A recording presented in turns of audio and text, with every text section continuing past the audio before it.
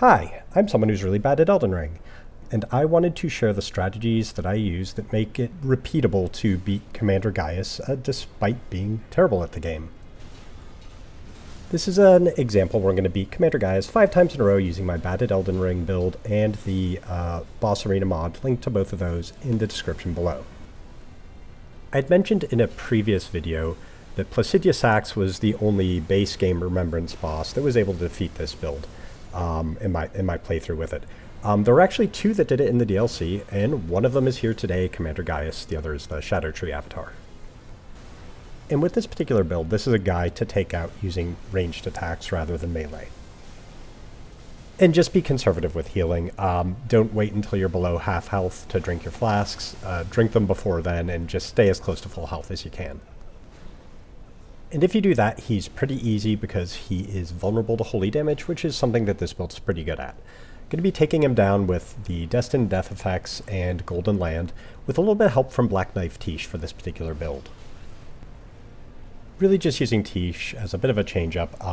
Her attacks with the Black Knife do holy damage, which is nice against this boss, and the Destined Death effect from her Black Knife stacks with the Destined Death effect from our Black Knife and Black Blade to knock off the first 30% of his health bar if all 3 of them hit early on in the fight. So the general build setup here is the level 160 version of my bad at Elden Ring build. The variants we're using here are in the main hand Great Stars. We have Golden Land applied with Sacred Infusion. In the Physic Flask, we have the Opaline Hard tier for defense, and the Holy Shrouding tier for more holy damage with Golden Land and the Black Knife. The Shard of Alexander is also in the 4th Talisman slot to boost the damage of those 2 Ashes of War. Erdtree Blessing is at 13, Revered Spirit Ash is at 7, but the disclaimer here is this is a mod, and I'm not sure how accurately those are implemented. But we're going to walk up to the area before his arena, and we're going to buff up before we walk through. We're going to use a Rune Arc to activate Radahn's Great Rune. We're going to cast Blessing of the Erdtree for regen, Black Flame's Protection for physical damage resistance, and Golden Vow for the damage and defensive buffs. Then we're going to drink our Physic Flask and a Blue Flask and step through the door. We should have the Godslayer's Seal and the Black Knife active with the Black Blade Incantation in there as well as we step through the gate. When the summon sign shows up, we're going to summon Knife Tiche and drink another Blue Flask. At this point, we can see him charging at us in the distance. I don't know if he technically has iframes during this charge, but I have never actually managed to hit him with a ranged attack during it, so don't waste your time.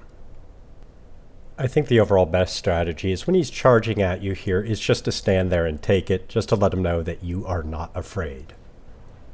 Also, I suck at timing the dodge on it. Relatively standard fight for a boss for this character though. Gonna try and hit him with both Black Blade and Blade of Death to debuff his max health. If we're lucky, Knife Tiche will hit with that as well to knock off the first 30% or so of his bar. But he is pretty aggressive, so hitting with those can be difficult. Just like I said, when there's at least a third of your health bar gone, just go ahead and preemptively drink a flask so you don't get into trouble. Also, unlike me, keep an eye on your blue mana bar. Drink a Blue Flask as needed so you don't just end up doing wasted casts of your Ashes of War. Panic roll when he comes at you. I have like a 50% or so success rate on dodging him, which is plenty for as tanky as this build is. But once you've kind of hit him with all 3 of those Destined Death effects, then you switch over to Golden Land and just start spamming that, and it just melts him. He does have a phase change attack where he goes way up in the air and comes down at you. You can panic roll through it, or you can just keep casting Golden Land through it. Either way works. It's going to be a little bit of face tanking and flasking. He's going to hit you a lot. It's going to get interrupted a lot. It's fine. Just keep button mashing on the Ash of War attack for Golden Land and drinking red flasks when your health gets low.